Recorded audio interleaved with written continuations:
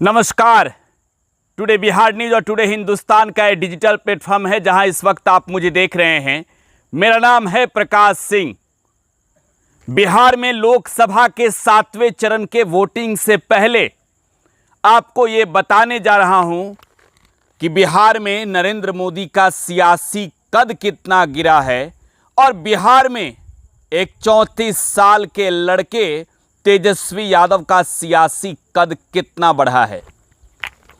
और मुझे वो वाकया याद आ रहा है जब बिहार के अलग अलग हिस्सों में जाकर नरेंद्र मोदी चुनावी रैलियों को संबोधित करके ये कहते हैं कि तेजस्वी यादव को जेल भेजेंगे, तो आप इस बात का अंदाजा सटीक तौर पर लगा सकते हैं कि तेजस्वी का राजनीतिक तौर पर इस लोकसभा के चुनाव में सियासी कद कितना बढ़ गया है।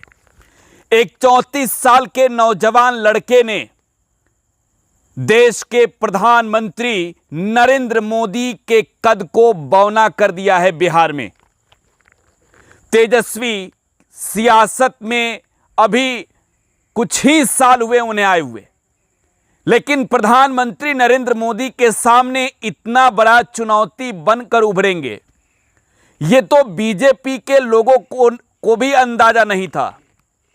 बिहार तो छोड़िए, दिल्ली में बैठे भाजपा नेताओं ने कभी सोचा नहीं था कि 34 साल का तेजस्वी 2024 के चुनाव में प्रधानमंत्री की इतनी टेंशन बढ़ा देगा कि नरेंद्र मोदी जैसे नेता जो 400 पार के आंकड़े का ऐलान करते हैं, जो नरेंद्र मोदी बिहार में आकर ये कहते हैं कि अब की बार 400 पार, और जब तेजस्वी ने दावों के हकीकत की पोल खोली तो नरेंद्र मोदी बिहार में सड़क पर आ गए।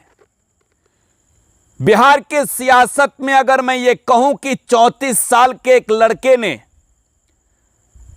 दुनिया की सबसे बड़ी पार्टी के सबसे बड़े नेता को सड़क पर ला दिया, तो आप समझ लीजिएगा कि वो 34 साल का लड़का तेजस्वी यादव है।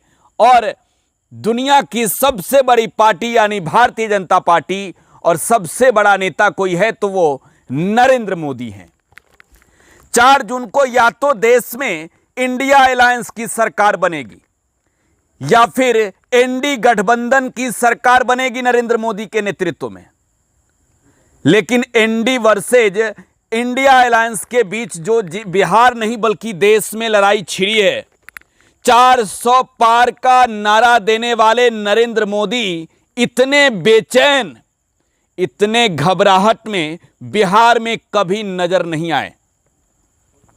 प्रधानमंत्री को बिहार में ताबड़तोड़ रैलियां करनी पड़ रही है और बिहार में मुख्य तरीके से कहें तो इस बात को मुद्दा बनाना कि लालू यादव राबड़ी देवी का शासन काल कैसा था, यह दिखाता है कि अरे भाई ये नरेंद्र मोदी अपने 10 सालों के कार्यकाल की तो छोड़िए, ये लोकसभा की बात तो छोड़िए, जो बीजेपी के लोग कह रहे हैं कि ये लड़ाई देश की है, ये मोदी के फेस की है, वो बीजेपी के लोग आकर बिहार में विधानसभा का हालात बयां कर रहे हैं। जरा सोचिए, बिहार में law and order Nitish Kumar और बीजेपी के साथ वाली सरकार में कितना बिगड़ा है, यह किसी से छुपा नहीं है। एनसीआरबी और एससीआरबी के डाटा आंकड़े ये बताते हैं कि बिहार में तो अपराध इतना बढ़ा कि सुशासन अब सवालिया घेरे में है। लेकिन नरेंद्र मोदी और तेजस्वी यादव की मैं बात कर रहा हूं। बिहार में महागठबंधन में शामिल घटक दलों में आरजेडी शामिल है, कांग्रेस शामिल है, लेफ्ट की पार्टियां शामिल है। लेकिन आपने अगर बिहार में तमाम 40 लोकसभा सीटों में अगर आपने तमाम 243 विधानसभा क्षेत्रों में किसी नेता की रैलियां देखी होगी तो वो बिहार के नेता प्रतिपक्ष व राष्ट्रीय जनता दल के नेता तेजस्वी प्रसाद यादव की रैली है। और तेजस्वी बिहार में पसीना बहा रहे हैं, तेजस्वी बिहार में नौकरी और रोजगार को मुद्दा बना रहे हैं और आप जानते हैं कि एक 34 साल के लड़के ने कैसे देश के प्रधानमंत्री को बिहार में सड़क पर ला दिया। ऐसे चीज को मुद्दा बनाया जिसकी जरूरत हर किसी को है। पढ़ाई, जो नौजवान, जो देश के भविष्य, जो बिहार के नौनिहाल, उनके लिए पढ़ाई का मुद्दा बनाया। बिहार के बेरोजगारों के लिए कमाई का मुद्दा बनाया। बिहार के गरीब तबके के लोगों के लिए जिन्हें अस्पताल और इलाज की जरूरत है, उनके लिए दवाई को मुद्दा बनाया। बिहार के लाखों किसान, उनके लिए सिंचाई को मुद्दा बनाया। और बिहार के शोषित वर्ग के लिए कार्रवाई और सुनवाई को मुद्दा बनाया। तेजस्वी यादव बिहार में लगातार चुनावी रैलियां कर रहे हैं और तेजस्वी की रैली ये दिखा रही है कि बिहार में उनकी लोकप्रियता अब काफी बढ़ चुकी है।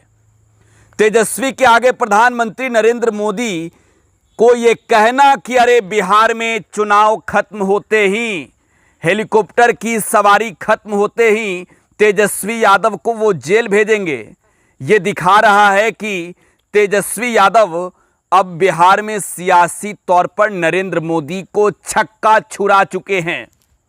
बिहार नहीं बल्कि देश के तमाम नेताओं की लिस्ट में तेजस्वी यादव वो पहला चेहरा बन गए हैं जिन्होंने सबसे अधिक चुनावी जनसभा को संबोधित किया है।